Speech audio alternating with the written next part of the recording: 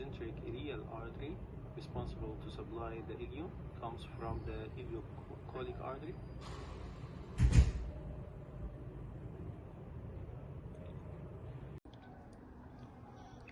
So right now I'm going over a lecture from our GI unit that we did.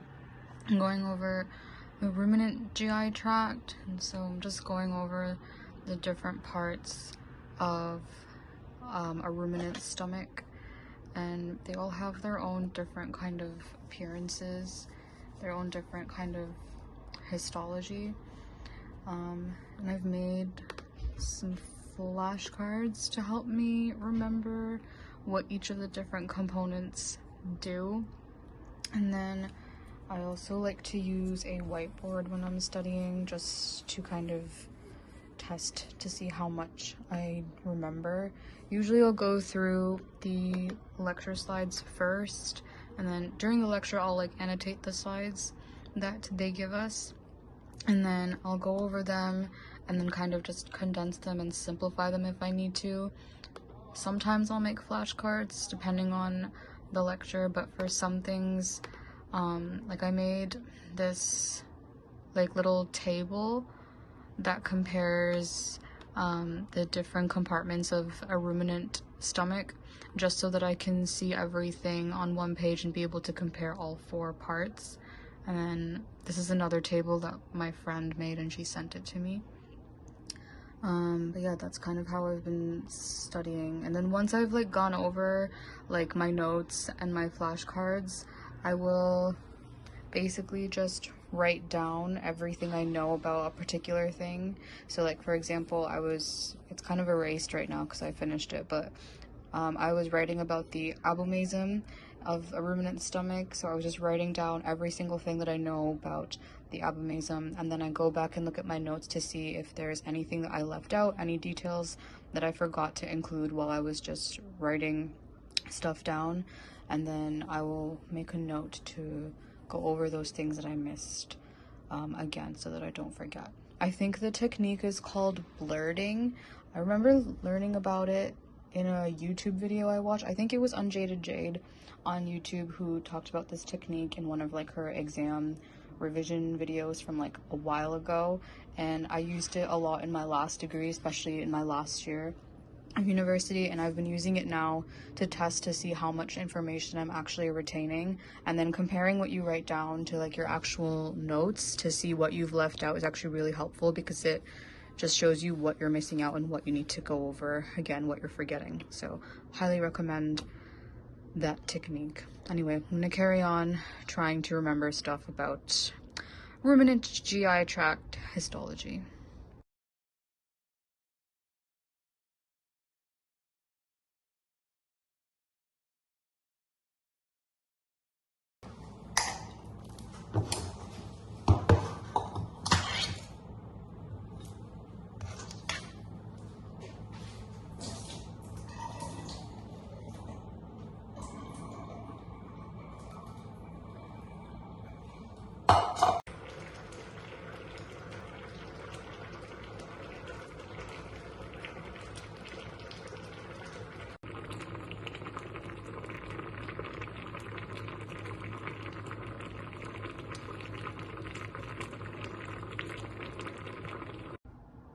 I was gonna mention this earlier, but if you're a vet student and you are struggling with your anatomy learning, I highly recommend looking up videos on YouTube, specifically like any type of guided dissection of your anatomy really helps.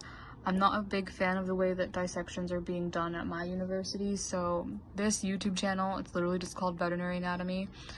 It's run by a veterinarian, and he does kind of like guided dissections through a lot of the veterinary anatomy of like different species and like different parts of the body. And he explains things really well, and you can really see the structures a lot better, and like he explains them, and obviously like with the video you can pause things and stuff. So I struggle a lot with anatomy. Anatomy is not my forte at all. I know everybody else really likes it, but I honestly am not a big fan of anatomy, so I only discovered this YouTube channel a few days ago because my friend sent me a video, and I just checked out the rest of his channel, and he has some really useful ones. I was watching one on the ruminant stomach, that one right there, ruminant stomach part 2. And then he does them, like I see that he has like some animated ones. But then he also has ones with like, he's working with actual specimens, like real cadavers. So if you're like me and you are struggling with anatomy, or you don't like the way that you're being taught anatomy in vet school, then go on YouTube and look up guided dissections of whatever you're trying to learn. The other day, I think the video that my friend sent me was an equine GI tract video, because we were really struggling with that lecture, and it was really helpful. So this is just one YouTube channel that does a really good job of it, but there's probably loads out there. Guided dissections are your best friend for learning veterinary anatomy, or any type of anatomy.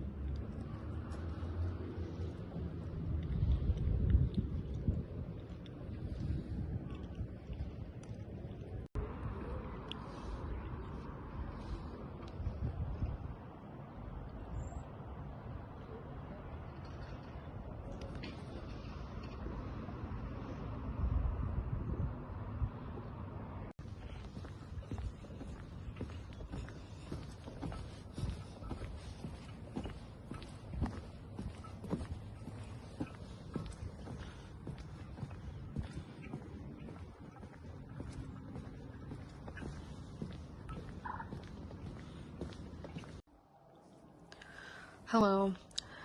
I thought I would show you guys what I've been doing as we are counting down just the last couple days before exams.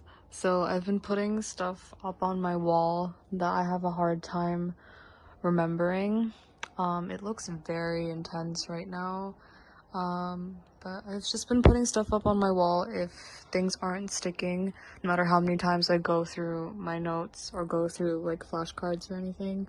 So it's just right above the wall next to my bed, and so whenever I'm just walking by, I can just look at things and read stuff over, so that I help commit stuff to memory better. To be honest, I don't know how effective this actually is. I used to do this a lot back in my first year of my last degree, and I can't tell you how effective it was, but so far I think it has been. Like, this stuff and like memorizing the blood tubes and stuff, and like what color tube tops and stuff, I've always kind of struggled with that. And then there's just certain things that, to save time, I feel like it's easier to just make very dumbed down versions of certain things to save time, and like life cycles and stuff. So like, this is heartworm life cycle in dogs. I can just read over it, and this is a nice lungworm life cycle. And stuff like this is like pathways that are quite complicated, like understanding vitamin D and calcium homeostasis.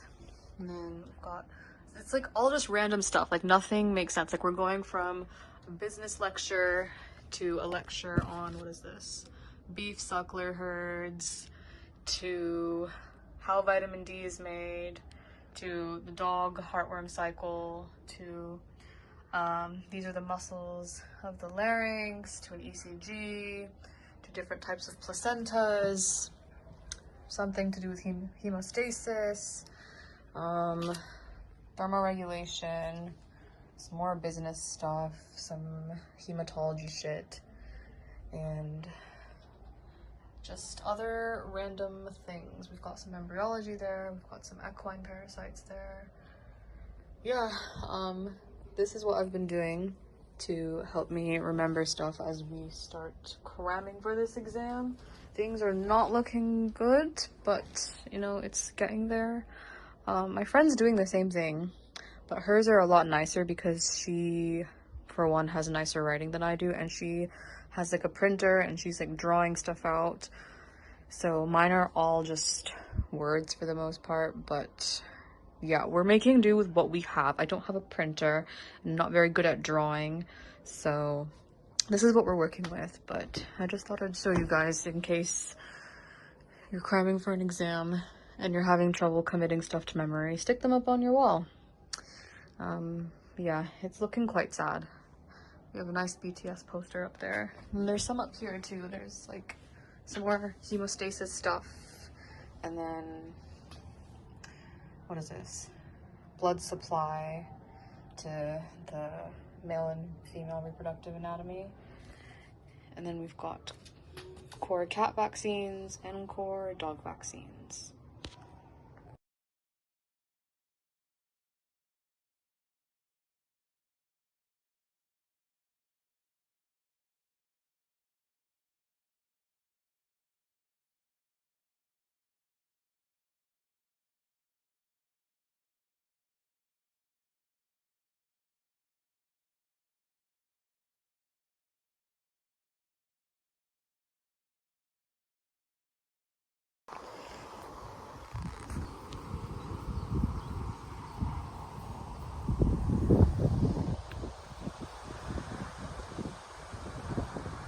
Which ones did you say would become pets? Because there's the ones that can be behind.